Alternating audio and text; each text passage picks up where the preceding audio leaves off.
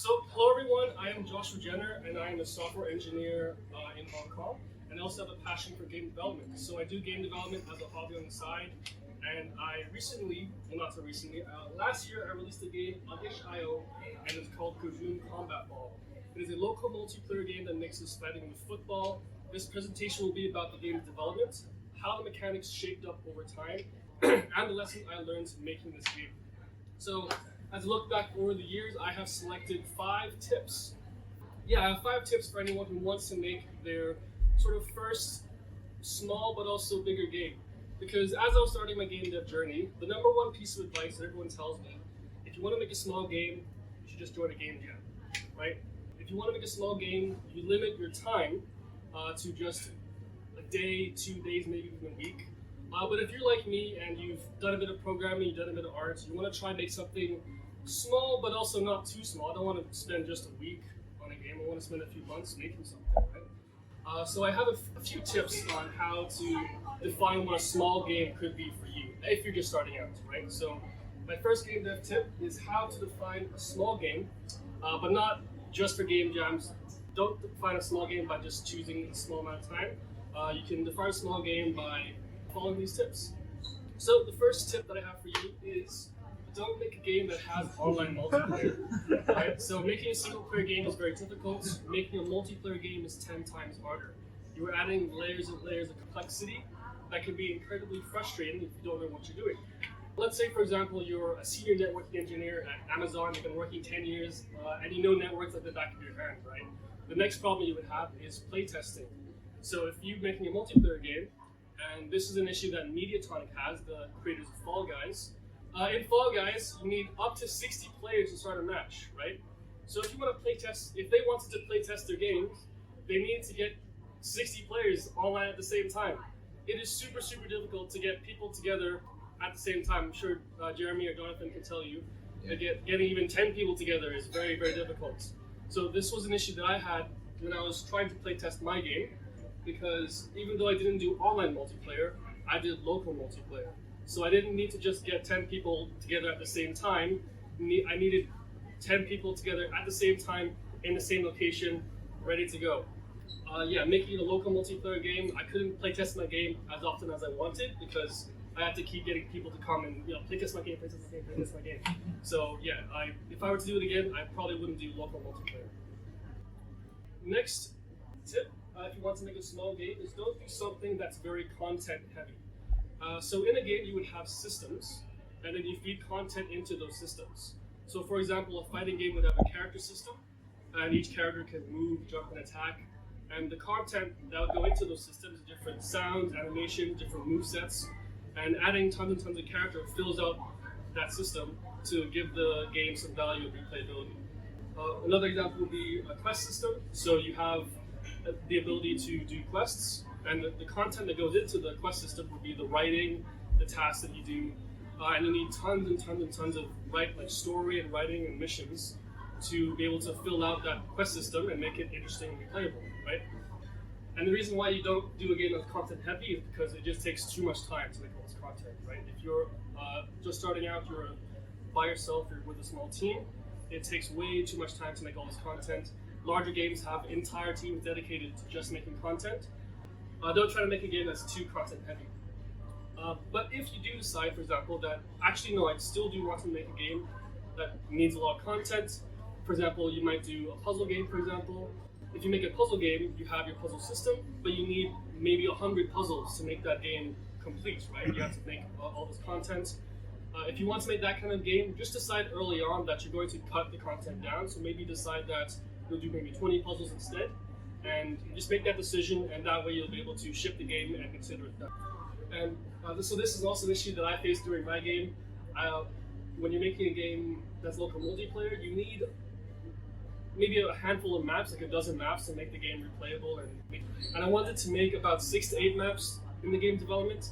I brought it down to 5 maps, and then eventually only 4 maps launched with the game because I just needed to get things done. I had to cut content to get it shipped. So try to avoid content heavy stuff. And lastly, don't make a game that uses complex systems. So if you hear that you should make a game with tons of content, you might think, well, why don't I try procedural generation? that way, all the content's made for me, right?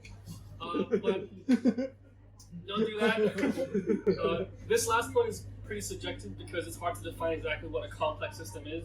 People have different levels of programming ability. But in general, avoid things like procedural generation, AI. This was also something that I decided very early on not to do.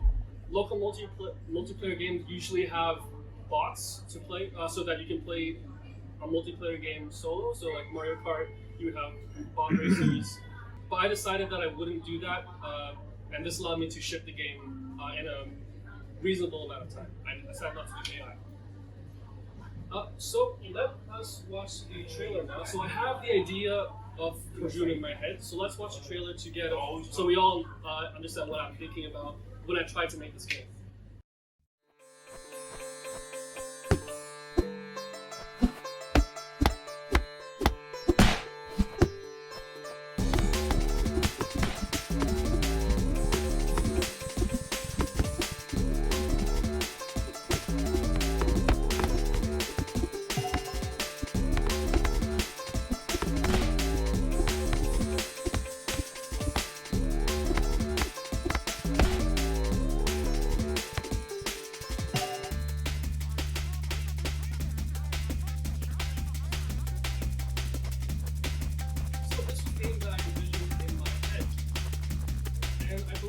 Would take me about 6 months in total, because it's a pretty simple game, not too many mechanics. It took me 2 years. So I grossly underestimated how long it would take. In fact, I released devlogs about my game. The first devlog I released 26th May 2020. The final release date and the day the trailer came out released 29th May 2022. So my second game dev tip is, however long you think your game will take, double it. If you take my game, for example, 6 months is half to... No. If however long you think your game will take, double it, then double it again, okay? Because you have no idea how long anything takes, you're just starting out, so cut yourself some slack. Yeah, how long you think something will take, it's 4 times as long. What do you think? The other reason why that is something called iteration. So one of the main processes you will go through in game dev is iteration, which means to do the same thing more than one time. It's very rare that the first version you make will be the version that ships with the game. You will constantly have to redo work. You'll have to redo things because of bug fixes, polish, or even just because the game has changed. The design has changed, the direction has changed, so you have to redo all the old work to keep up with the game developing. So this is an example of something that changed. So I created the punch animation in the game. This is the old version. I tried doing something with a swipe animation, but then I changed the animation later on to be more like a swish, and I think the new one looks a lot better. Second thing is the sprites. So this is what the original one was supposed to look like, but then I kept shrinking it to make it smaller and smaller and more round, because I felt like a more square player worked better during gameplay. So I just kept getting squished and squished. So the main hook of Kojum is that you have a set of moves and that you can perform on the ball, but you can also use those moves on other players to fight them. And if you hit the right combination, you can knock them out for a brief period, giving you the opportunity to score. And so the first move was the punch. You can punch the ball to send it forward. You can hit an opponent to give them a stun charge. I'm not sure you can see that. So you give them a stun charge. And the stun charge fades over time, but if you hit them 3 times quickly, you can combine the charges and stop them for a brief period. So if you have the punch, add some walls, a goal, and some UI, you have the most basic version of the game set up. But if all you have is a hammer, everything looks like a nail. In this version of the game, only aggression was rewarded because everyone just kept punching everything, and it became about who was first to the punch. But as a designer, you want players to balance out their play style. They should be adapting their strategy based on the situation and not simply repeating one thing that works. So the next move was added was the block. This allowed players to play more defensively. Now punching wasn't the best move because if you kept just going around and punching, it would get blocked and you would get stun charges if you did.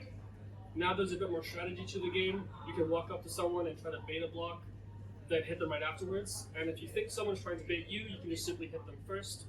And also blocking the ball also allowed players to stop it in front of them, which gave them more control over the ball as well. So if the player got stunned, this was the current design for the stun meter. You had these little dots that turned into the stun effect, which I thought looked pretty cool. But if you're sitting down at your computer and your face is that close to the screen, it looks fine. But if you're trying to play the game and you sit further away from the screen, those small pixels were very, very hard to see. So game dev tip number 3 is always test in context, or test in as much context as possible. So when I was testing my game, I was testing it in my own setup with the monitor close to my face. Again, once we got to an actual play space and it was a bigger screen sitting further back, I realized a lot of things that I designed weren't very visible. So make sure to test your game in as close to the situation you would play it as possible.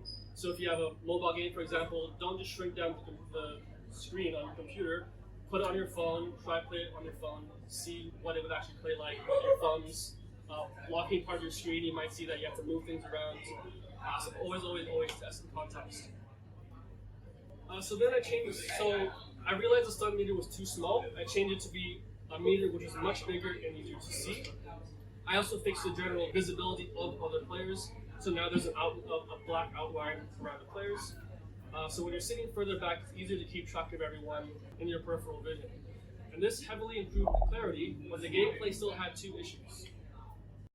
So if the ball went past you and was in between you and your goal, there wasn't much you could do. The only thing you could do was try to move to the side and then punch it away, but it would still be going closer towards the goal, and so that was not ideal. And the second issue was that the block became a no-lose strategy. For direct interactions, if you're only to punch, you either hit and apply a stun charge, or get blocked and take a stun charge. So the outcomes are balanced. One positive, one negative. But if you only blocked, either nothing happens, because you both blocked and it was neutral, or you apply a stun charge, which is positive. There was no negative outcome for blocking, which is a bad thing. So the last move to round out our trio is the grab. If you manage to grab a player that's blocking, you will break their block and apply a stun charge. And if you grab the ball, you can quickly try and pull it behind you. And now the player has an effective way to move the ball in every single situation, and there's no single move that's spammable, because block stops the punch hits grab, and grab pulls block. Block stops punch hits grab, and grab pulls block. The game is now basically rock, paper, scissors. And if you take it a step further, it's rock, paper, scissors will lose. Because if you lose rock, paper, scissors, combat, you have to move back, and if you win, you move forward. So this was basically what my game had become. But I was completely okay with this because rock, paper, scissors is such a common structure in balancing games. But I found it quite funny that I stumbled into rock, paper, scissors when I was creating my game too. Game dev tip number 4 is every game is basically rock, paper, scissors. Okay? So don't try to fight it, just embrace it.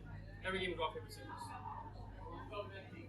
But with all the moves done, the game was filling out, and I had to start doing 2 things that I was leaving towards the end, which was making more maps and adding sounds and music. The game has a pixel art style, so at this point I was drawing a lot of pixel art.